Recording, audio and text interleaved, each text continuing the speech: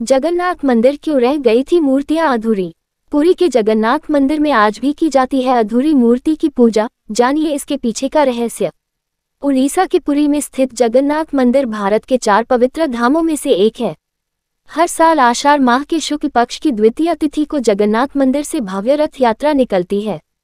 इस रथ यात्रा में देश के कोने कोने से लोग पहुंचते हैं। इस रथ यात्रा में रथ को किसी मशीन या जानवर के द्वारा नहीं बल्कि भक्तों द्वारा खींचा जाता है।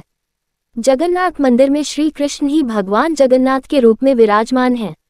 यहाँ उनके साथ उनके ज्येष्ठ भ्राता बलराम और बहन सुभद्रा भी हैं, जिनकी मूर्तियां काष्ठ की बनी हुई हैं और ये आज भी अधूरी हैं। इन्हीं अधूरी मूर्तियों की पूजा की जाती है। ऐसे में आइए जानते हैं जगन्नाथ मंदिर में ये मूर्तियां आखिर अधूरी क्यों रह गई। भगवान जगन्नाथ की मूर्ति क्यों है अधूरी। पौराणिक मान्यताओं के अनुसार कहा जाता है कि राजा इंद्रद्युम्न पुरी में जगन्नाथ जी का मंदिर बनवा रहे थे। उन्होंने भगवान जगन्नाथ की मूर्ति बनाने का कार्य देवशिल्पी विश्वकर्मा को सौंपा।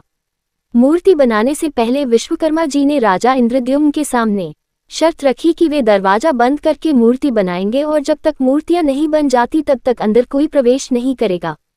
उन्होंने ये भी कहा कि यदि दरवाजा किसी भी कारण से पहले खुल गया तो वे मूर्ति बनाना छोड़ देंगे। राजा ने भगवान विश्वकर्मा की शर्त मान ली और बंद दरवाजे के अंदर मूर्ति निर्माण कार्य शुरू हो गया। लेकिन राजा इंद्रद्युम्न ये जानना चाहते थे कि मूर्ति का निर्माण हो रहा है या नहीं।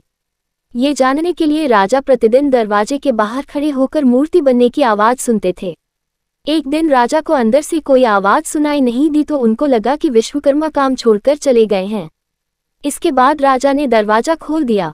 इससे नाराज होकर भगवान विश्वकर्मा वहां से अंतर्ध्यान हो गए और भगवान जगन्नाथ, बलभद्र और सुभद्रा की मूर्तियां अधूरी ही रह गईं।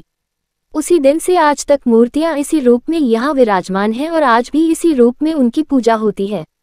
वैसे तो हिंदू धर्म में खंडित या अधूरी मूर्ति की पूजा करना अशुभ माना जाता है, लेकिन जगन्नाथ धाम की मूर्तियां अधूरी हैं। इसके बावजूद भी पूरी श्रद्धा के साथ यहाँ पूजा की जाती है।